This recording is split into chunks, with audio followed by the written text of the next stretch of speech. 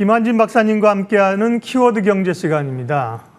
김한진 이코노미스트 오셨습니다. 박사님 어서 오십시오. 네, 안녕하세요. 네, 이번 주는 사실은 물가 지표를 주목하고 있었는데 소비 지표가 부진했고요. 간밤엔 또 GDP 계속 미국 지표가 부진하면서 시장에 부담을 가졌는데 결국은 이제 물가입니다. 키워드 확인할게요.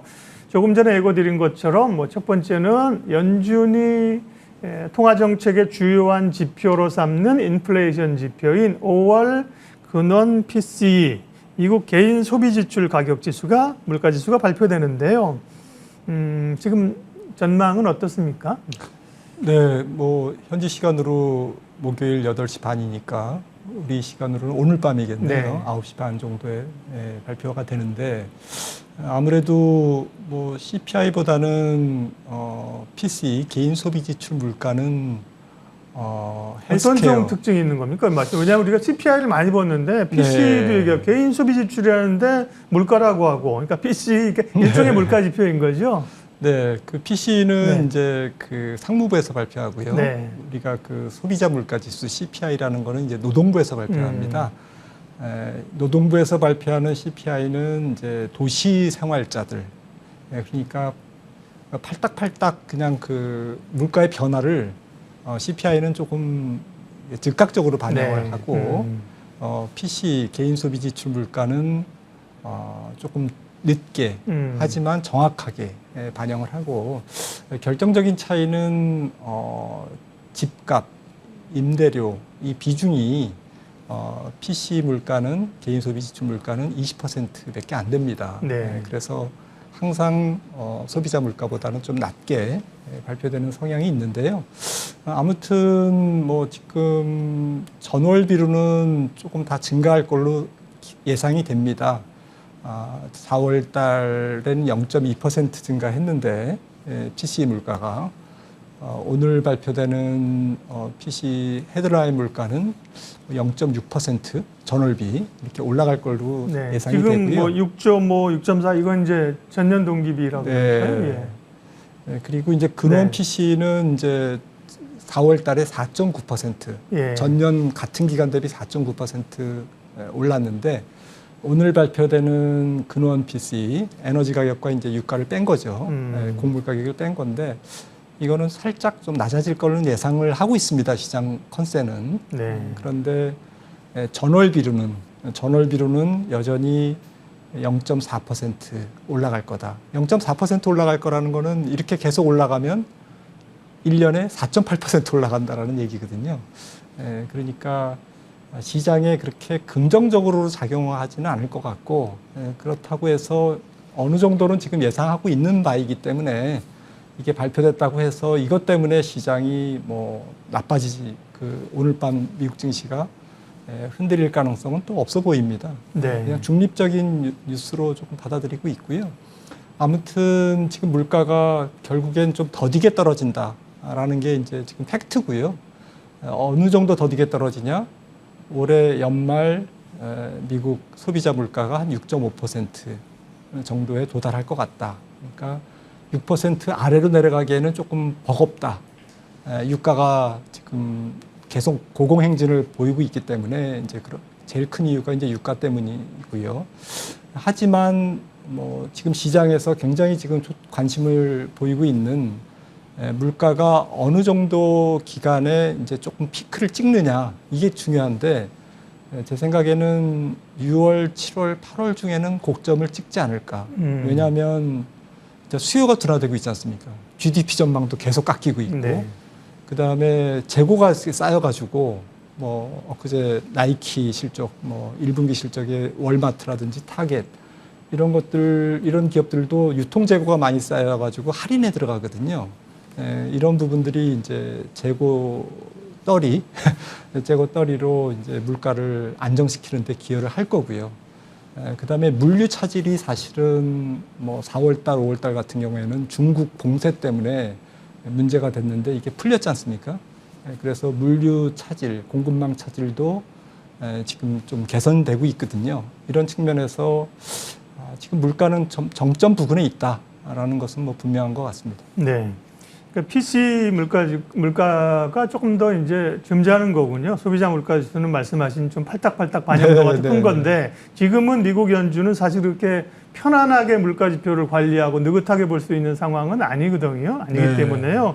우리가 PC를 계속 얘기하는 거는 연준의 통화 정책의 기준에 가깝다고 하는 건데 지금은 그것보다는 큰 기대나 보다는 사실은 오히려 뭐 CPI나 이런 것들이 유가가 꺾이는 걸 보는 게 맞을 것 같습니다.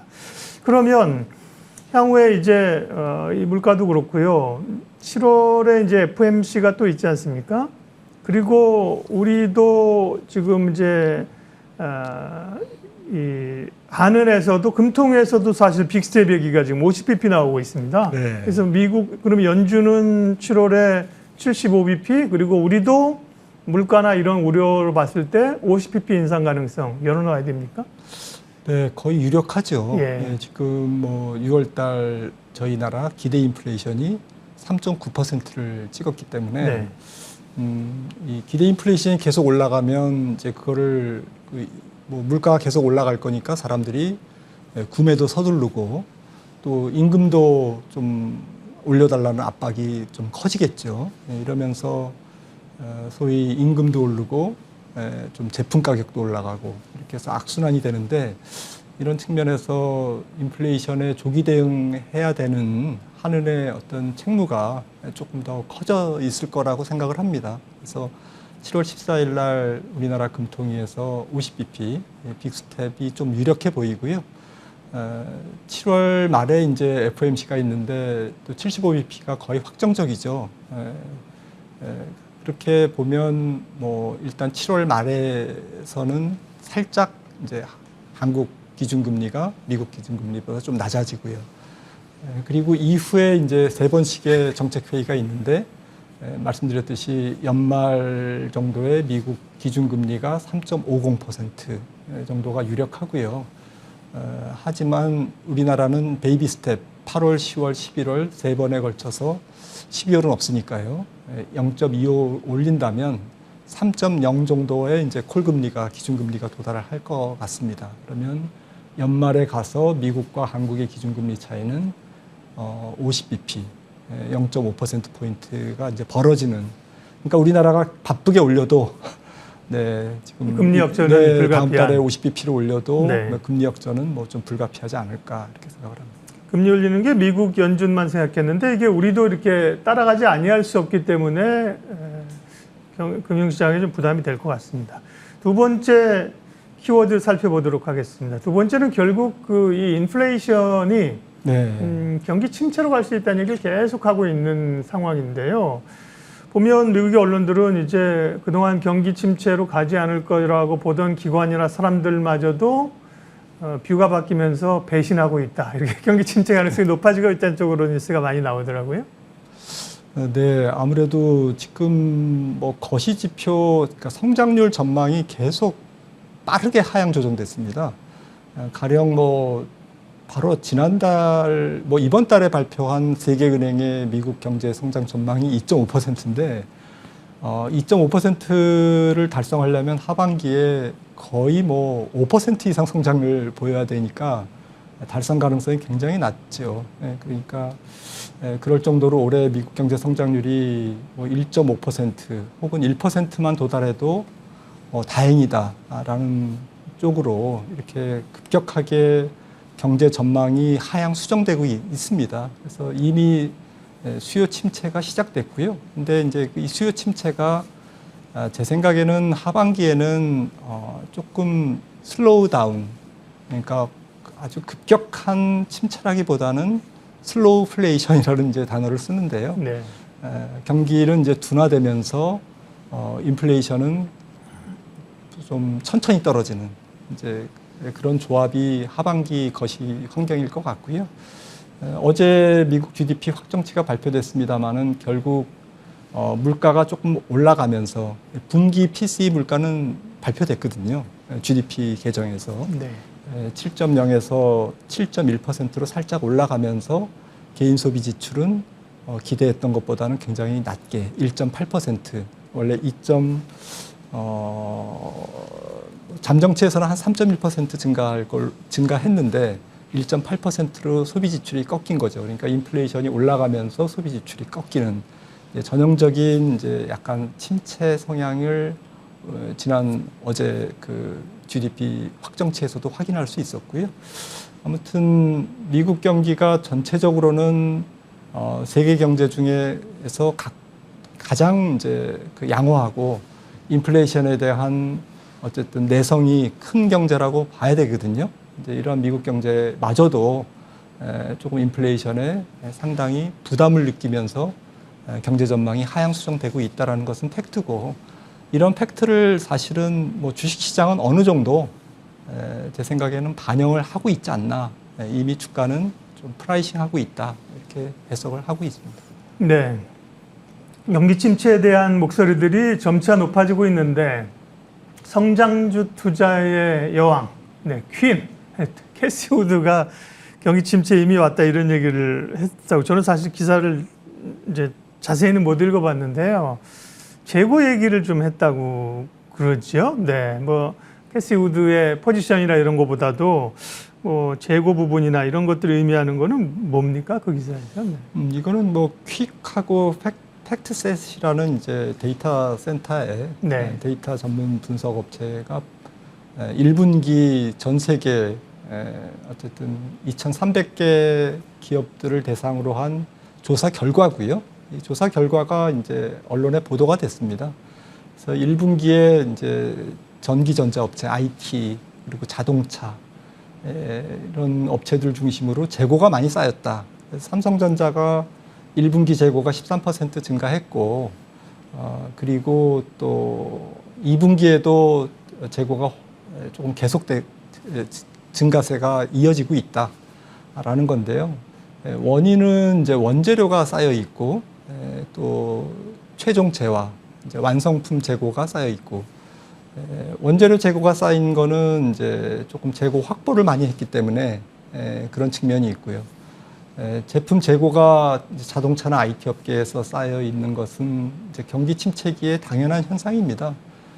특히 지금 팬데믹 기간 중에 상품 매출이 굉장히 많이 증가했지 않습니까? 소비자들이 핸드폰도 사고 텔레비전도 사고 이랬기 네. 때문에 이게 지금 이제 리오프닝이 되면서 주춤하거든요. 이제 그러니까 이제 하드웨어, 전기전자 하드웨어 제품들은 재고가 지금 올라가는 상태고요. 뭐 우리나라뿐만 아니라 지금 TSMC 같은 경우도 재고가 많이 쌓여 있는 걸로 지금 팩트셋이 발표했습니다. 그런데 이런 부분들은 너무 뭐 그렇게 크게 염려할 건 없는 게, 결국 이제 이걸로 인해서 재고 증가로 인해서 무조건 이제 그런 삼성전자 같은 경우 재고가 많이 쌓였으니까 실적이 나빠질 거다, 이렇게 등식화하는 것은 조금 위험한 생각일 것 같고요. 어느 정도 그 기업이 원가 상승 부분을 생산성 증대로 녹여낼 수 있느냐, 그리고 이런 매출 감소 부분을 어느 정도 여러 가지 기술력이나 이런 부분들, 또 신제품 판매 이런 것들로 극복할 수 있느냐, 개별 기업체의 어떠한 그 인플레이션과 경기 둔화에 대한 맷집, 내성, 이게 중요하지. 삼성전자 재고 많이 쌓여 있으니까 삼성전자는 이제 올해 큰일 났구나, 이렇게 생각하는 것은 조금 바람직하지 않은 해석. 너무 나이브한 해석. 하나는 그 팩트 가운데 하나이긴 하지만 그것만으로도 너무 이제 확대해서 갈 필요는 없다는 말씀이시고요. 네. 세 번째 키워드 확인하겠습니다. 세 번째는 유로존 얘기인데요. 네. 라가르드 총재가 필요하면 ECB도 금리 인상 속도를 높일 것이다. ECB도 이제 돈을 빨아들이기 시작해 금리를 올리기 시작했는데요. 이 경우에 이제 세계 경제에 미치는, 뭐 유럽도 지금 전쟁의 포화 속에 있고요. 경기 안 좋을 거고요. 에너지 가격 뭐 상당히 안 좋을 겁니다. 금리 올리고. 다만 그랬을 경우에 또 유로화 강세는 달러화 강세를 좀 누를 수 있는 요인이 되기도 하고, 이 부분은 좀 마지막 질문으로 합쳐서 유로존 얘기해 주십시오.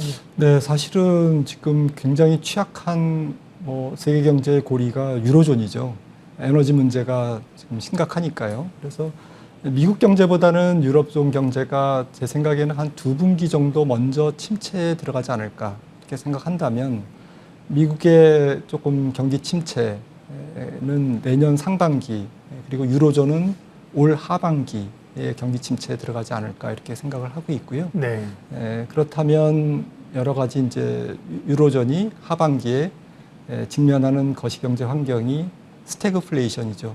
조금 경기는 침체되는데 물가는 잘 안 떨어지는 이제 그런 상황일 것 같습니다. 그래서 다음 달에 50bp 인상이 좀 유로존도 유력하고요. 영국 같은 경우를 보면 유로존 어쨌든 상황을 알 수가 있는데 영국이 지금 5번 연속 금리를 인상했고 또 50bp 인상도 지금 카드를 만지작거리고 있거든요. 그래서 유로존도 50bp 인상이 거의 유력한데 문제는 이제 이렇게 됐을 때 유로존의 조금 취약한 부분, 피그스 국가라고 하죠.